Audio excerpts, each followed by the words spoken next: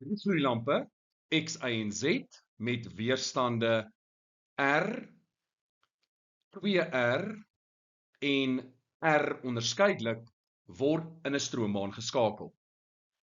Die battery het weggelaatbare interne weerstand. Wanneer skakelaar S gesluit word, brand al die gloeilampe. Die lesing op ammeter A is 2,5 ampere.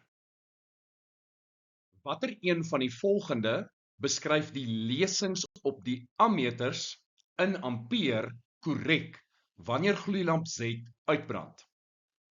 Die korrekte antwoord is D. Eerstens, omdat die interne weerstand van die battery weglaatbaar klein is, gaan ons nie werk met RFF nie.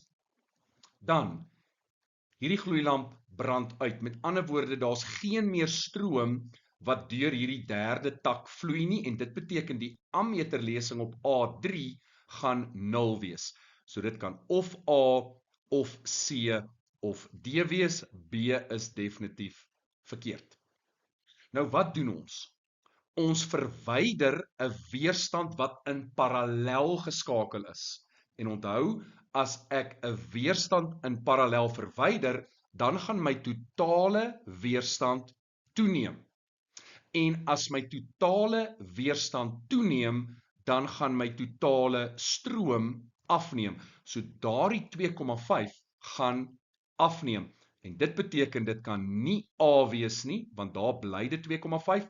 Dit is of C of D. Nou moet ons 'n keuse maak. Is die antwoord C of is die antwoord D?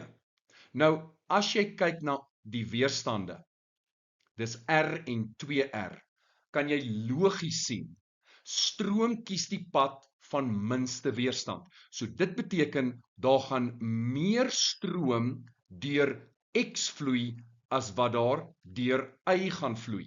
En dit stem ooreen met D, want A1 gee vir ons 'n groter lesing as A2, met ander woorde, die korrekte antwoord is D.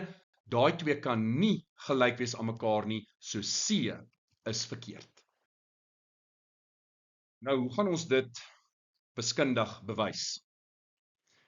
Jy weet dat die potensiaalverskil oor X is gelyk aan die stroom deur X, maar met die weerstand van X en dit is R. As dit kom by Y, gaan die potensiaalverskil oor Y gelyk wees aan die stroom wat vloei deur Y, maar met die weerstand van Y en dit is 2R. Met ander woorde, 2 die stroom van Y maal met R. Maar, kyk na jou parallelstroombaan. Die potensiaalverskil oor X moet gelyk wees aan die potensiaalverskil oor Y, want dit is 'n parallelskakeling. Met ander woorde, die stroom deur X maal met R is gelyk aan 2 keer die stroom deur Y maal met R. En jou R kan uitkanselleer. Met ander woorde, die stroom deur X moet 2 keer die stroom deur Y wees. En dit word dan bevestig deur die waardes wat vir jou gegee word, want 2 maal 0,5 gee vir jou daai 1. Nou gestel jy moes dit uitwerk sonder dat hulle vir jou die waardes gegee het.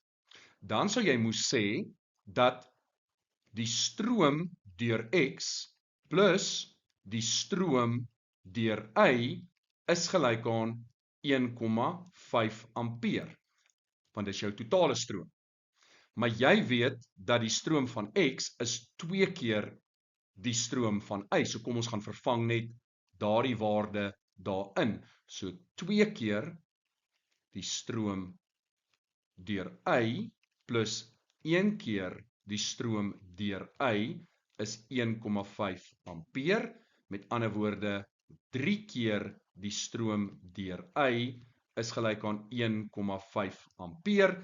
En as jy dit deel met 'n 3 beide kante, dan sien jy dat die stroom deur Y is gelyk aan 0,5 ampere, en dan kan jy dit bloot invervang, dit maal met 2, en dan kry jy die 1 ampere wat die stroom is, deur X.